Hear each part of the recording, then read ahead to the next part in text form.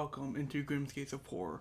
My name is Grimm, and this is your new haven for all things horror movie related. And today I have a set of movies that I've been wanting to review for a while, and that is The Woman in Black. I meant to do this review a while ago, but things happened, things changed. But now I'm here to review these three movies and also rank them from least to best. And they are adaptations of Susan Hill's 1983 novel of the same name, The Woman in Black.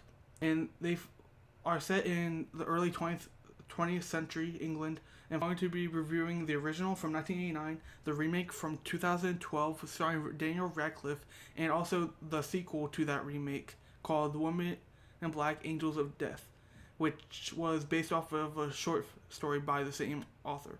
So getting into the first review, I have The Woman in Black from 1989. The Woman in Black is a British horror movie directed by Herbert Wise and is an adaptation of Susan Hill's 1983 novel of the same name. The Woman in Black is mostly known for its slow burn, terror, and atmospheric tension, and the movie has been critically acclaimed for its haunting themes, performances, and Wise's direction, which all is what makes it a classic supernatural horror movie. The primary theme within the story is grief and its consuming nature. The Woman in Black embodies a spirit trapped by sadness and anger, seeking revenge from beyond the grave. The movie explores how grief can be turned into an undying force that haunts the dead and living. These themes are hinted at by the mystery of Arthur Kidd, the protagonist, as he uncovers the tragic story of Jeanette Humphrey. Isolation is another theme used in this movie, with the setting on a remote and foggy Eel Marsh house, which is separated from land by volatile tides. Adrian Rawlins as Arthur Kidd brings a grounded energy to the role and captures Kidd's initial skepticism and dread, which shifts into vulnerability and dread as he experiences the horrors tied to the Eel Marsh house. Pauline Moran as the Woman in Black is probably the only addition to this movie that brings any haunting and unsettling presence to the movie. But for the most part, I was disappointed by the horror elements. The frequent use of sounds of screaming, birds squawking in the background, and horses galloping just doesn't do enough to make me feel threatened and feel the suspense that they try to build in this movie. They just more so give off subtle, unsettling vibes. The movie uses cinematography and atmosphere to its advantage, using visuals to enhance the themes of isolation and dread while Kidd is alone in the Eel Marsh house. I also have to say the reveal at the end was pretty underwhelming, as Kidd and another character are basically just sitting down and the camera just focuses on them in like one or two shots, as Kidd is explained the story behind Jeanette and the Woman in Black. The pacing of the movie was also very slow and just didn't pull me in at all. So overall, The Woman in Black might be remembered as a classic, but compared to other horror movies from the 80s, it probably stands out as at the moment, the most boring horror movie of the 80s that I've seen. And I have to give this movie a D-. So moving on to the remake. The Woman in Black remake of the original adaptation from Susan Hill's 1983 novel brings a gothic horror twist to the story. The story, similar to the original, follows Arthur Kipps. Instead of Arthur Kidd, it's Arthur Kipps, a widowed young lawyer played by Daniel Radcliffe, who is sent to a remote English village to retrieve documents from a haunted mansion. As Arthur dives more into the secrets of the Eel Marsh house, he encounters terrifying apparitions like the Woman in Black, whose wrath threatens the entire village instead of just the one isolated mansion, which I find a lot more interesting and better developed than the original movie. Because in the original, his wife is alive in the original, but in this one, he lost his wife and he's a single father. And he has I think a babysitter. I forgot what they called it back then, but he has a caretaker for his child while he's away as an estate agent. The movie introduces us to Arthur Kipps as he is mourning the loss of his wife, which weighs heavy on the character throughout the story, and just from this minor context alone, it already adds more depth and personal sentiment to this character in the story. This personal loss mirrors the pain of the Woman in Black herself, Jeanette Drablow, who haunts the estate and village because of the loss of her son. Both characters' grief highlights how unresolved sadness can lead to destructive behavior, blurring the line between living and the dead. Just like in the original, the theme of isolation is another big part of the tone, as it's used psychologically and physically. The movie partially takes place on the Eel Marsh house estate, which is remote and cut off from the village, like in the original. I believe it's the same house as well that they use, symbolizing Kip's distance from reality as he slowly starts to spiral from these paranormal experiences. The village also refuses to speak about the Woman in Black because of how much of a threat she is, making a child take their life with every wrong move they take. creating this social isolation among the people in the town.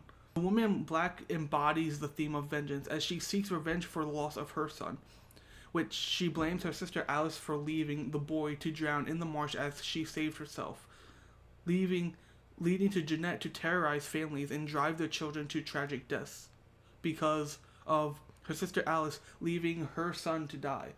Arthur at first tries to justify the occurrences he experiences, and his shift from disbelief to fear shows the human need to explain the unexplainable, even when faced with forces beyond control. And I have to say, this was my first movie watching Daniel Radcliffe in, as I never got into the Harry Potter movies, and I don't think I ever will for specific reasons. But Radcliffe carries this whole movie as the lead. Presenting him as a father and a grieving husband navigating complex emotions is what helps ground this movie and make the story feel deep and personal. Radcliffe embodies a man haunted by both his past and the forces he encounters. His performance highlights the emotional journey of Arthur from skepticism to terror.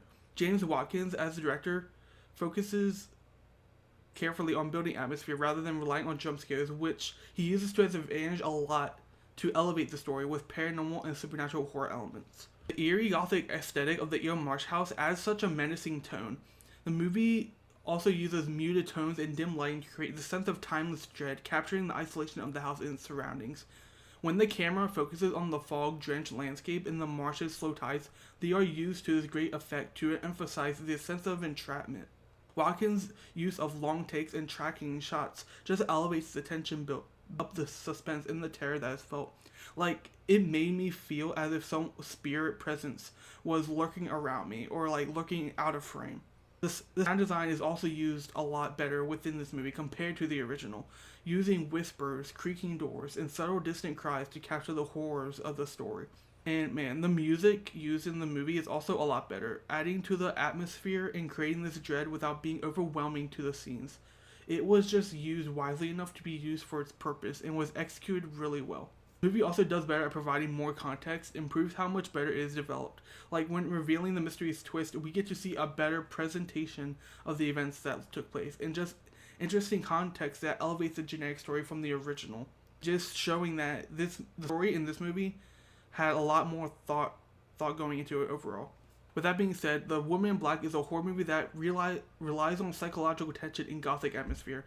The movie explores developed themes of grief, isolation, and vengeance, capturing the lasting impact on loss and the horror of unresolved trauma. Radcliffe's subtle performance, combined with Watkins' execution and careful use of sound and cinematography, makes this a better adaptation. But as much of a chilling experience this horror movie is, it does have weak dialogue and could have had some more built-up terror.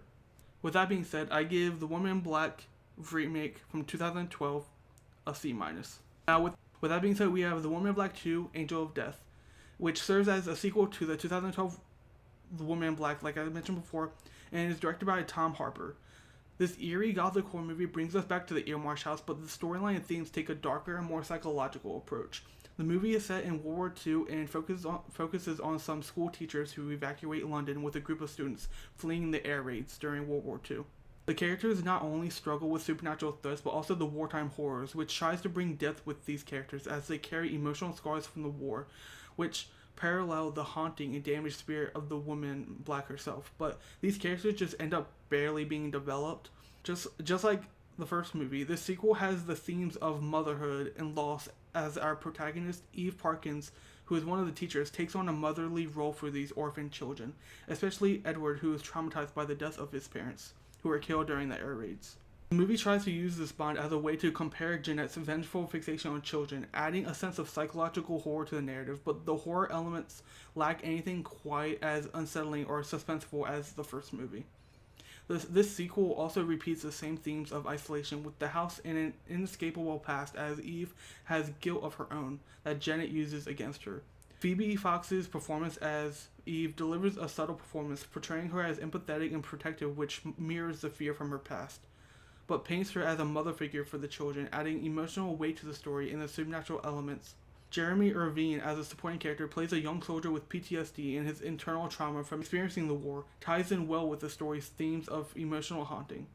I also thought the World War II setting mixed in was the fascinating twist to this movie when I read the premise, but if only I knew the execution of it, and well, let's get into that. Tom Harper leans into the slow burn psychological horror just like the other two movies. He basically just copies and reuses the same tropes and sequences from the first movie, meaning the remake, without adding anything unique to this world or elevating it in any way, which is what really frustrated me when watching this movie. Like, during the final act, we do leave the Marsh house, as is deemed unsafe, and once they do try some different supernatural effects, it's not enough to really stand out from a generic supernatural story that is underdeveloped and poorly executed, and seems to, for the most part, be somewhat copied from the original. The 2012 remake. So with that being said, The Woman in Black 2 explores how trauma haunts people and shapes their lives, but doesn't really develop the central theme enough to give any sort of emotional value. On top of the recycled copy and paste horror scenes, the sequel is nothing but a generic and poorly developed ghost story. And I have to give The Woman in Black 2, Angel of Death, a D+. And I know I was negative for the most part in this video, and when I make these reviews, I don't like to be negative. It's just, I just when I talk about my opinions on these movies, my subjective opinions, I have to be honest. And these are my honest thoughts about these movies. And it's probably why it's taken me a while to do this video, because I've watched these movies a few times trying to get into them. But I remake with Daniel Radcliffe, that one is the most watchable. But these other two, they're just, I did not like them. I thought they were not good at all. Let me know what you're thinking down below. Do you like these movies? Have you seen these movies before? If not, are you willing to check them out? And I will also have links to these movies down below in the description if you want to check them out yourself. So I'll have links to those. And I would really like to hear your thoughts on these. If you like them, if you have different opinions from me, I'm really open to hearing your thoughts on these movies. But yeah, I hope you did enjoy. If you did, but yeah, to rank these movies, I have to put the original from 1989. I have to put that one in third place. In second place, I have to put The Woman in Black 2, Angel of Death. And then, which I thought that one was going to be the best one, but it wasn't. And then I have to put the one with Daniel Radcliffe at number 1. And it sucks that all three of these movies were below average for me, with Daniel Radcliffe being C-. But, again, I'm just being honest here. So I hope y'all did enjoy. If you did, please like and subscribe to the channel to join the Grimpire and turn post notifications on to get notified when I do post next. I recommend following my socials down below. I'm still on TikTok. I'm not able to get into my TikTok, but I'll still be posting on there short form content. I'm also posting that type of content on Instagram as well. So feel free to follow my TikTok down below if you're able to. I don't have the app right now because I'm a dumbass and I deleted it. And yeah, so I'm not able to download it, but